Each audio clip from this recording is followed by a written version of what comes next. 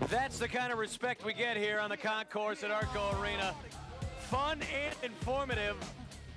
Everybody loves their Kings in the HPL. Welcome in, everybody. It is the House Party Live warm-up edition. We are ready with just two games remaining. In the NBA season, we've played 80. Henry Turner, Krista Blunk, Jim Kozimor, and of course you. The Kings and the New Orleans, we can call them New Orleans Hornets now. It's official, they'll be there next year. They'll play tonight. When you look at this game, two teams not in the playoffs, you could guess that it might be insignificant, but I don't think that way, Henry. When you look at it, I really think this game still has some meaning for both sides. For sure it does, Jim. Both of these teams are pretty much in the same position. They're not in the playoff race anymore, but they got some young guys that they got to cultivate. The Sacramento Kings still want to see what the bitch mob can do out there, what the young players can do in a high-stress situation, and the same thing with New Orleans. They're going to see what their young guys can do and look towards the future. And it's got to be tough for the New Orleans Hornets to swallow on this one, Krista, because they're just a couple of games out of the playoffs. They're not going to make it this year, but a hard-fought year, so you know they're not going to give up. Well, you're right. They've got young players as well. We're seeing that with the Kings getting an opportunity to play. These guys want the minutes. And let's face it, they're competitors. Both of these teams want to win. I know if you play, you definitely want to win the game. Well, another team that wanted to play to win was yesterday down in Los Angeles, and the name of the team is the Sacramento Kings. Let's go back and relive what happened at the Staples Center in LA. And for the Kings, a lot of people would say, what do they need to win for? They still play for pride, and it's the regulars who came out. Mike Bibby with 15 points, a lot of them in the first half. Then the bench coming through. Cisco Garcia had 16. Quincy Doobie on the floor. It's a 3-ball. He finished with 6 in the game. Brad Miller, more of the starters doing a good job as Sacramento spread the wealth out. A lot of guys getting touches on this night, and one of the reasons happened to be Ron Artest. Great passing by Ron. He finished with 10 assists, a career high. Kings went up 24 at one point of the game, but Clippers needed to win. They were in control of their playoff destiny. Elton Brand made it tight. McGetty hits a shot. It was a 4-point game when Ron Artest knocks down a jumper with 35 seconds remaining, and the Kings come away with a road win. Here's what it meant to the playoffs, guys. The Clippers going to that game, they held their own destiny.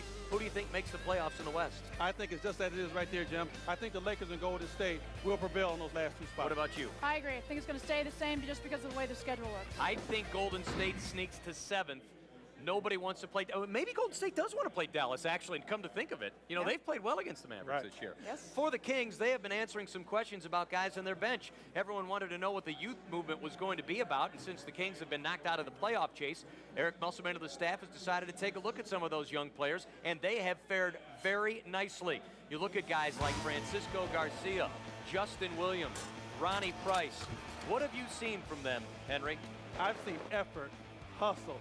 These guys are coming off the bench, and they're actually giving it their all out there, and they understand that this is their time to shine. This is their time to show what they can do out there on the basketball court and to further their NBA career. And one guy in particular who has played well is Francisco Garcia. I really think he's earned some minutes. Yeah, I'm so impressed the confidence that this guy has. His shooting in particular, not afraid to take a shot. He's definitely been consistent, and even though the minutes haven't been there for him, this guy brings it every single game. Yesterday, the Kings in the fourth quarter had Ron Artest and 4 guys from the bench, mostly the young guys. What do those young guys learn in that circumstance? The young guys learned that, you know what, if you're out there and you're playing hard, you're going to get to play the minutes. The young guys were the one who set it the tempo, and down the stretch were the young guys the one that came through for them. And, you know, it's kind of like the old cliche, Jim. If it's not broke, don't fix it. Lead the guys out there, and the young guys actually brought it home for the Sacramento Kings. One guy who's really playing like a veteran is Francisco Garcia, as you can tell by the numbers that were put up for you.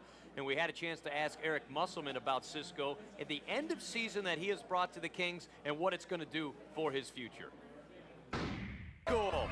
Young fan. They're everywhere. Love to see it. Welcome in. House Party Live. Kings and Hornets go at it tonight. Kings with just 2 more games remaining on the schedule. And for us, only 1 more remaining on the House Party schedule. This is it. I know, everyone's tearing up. Tissue. But we're going to bring it strong. That's exactly the way you would want us to do it. Henry, Krista, and Coz with you. Time to wrap up the season on a positive note, right? Okay. We'll take a look at some of the things that were uplifting. Sure. Are you geared up and ready? Sure. Maybe some things that we have to look at. As we give you a Sacramento Kings wrap-up, why don't we take a look at what it's going to take for the Kings to move forward? What are some of the reasons to have hope? 1, I think it's the ownership here in Sacramento.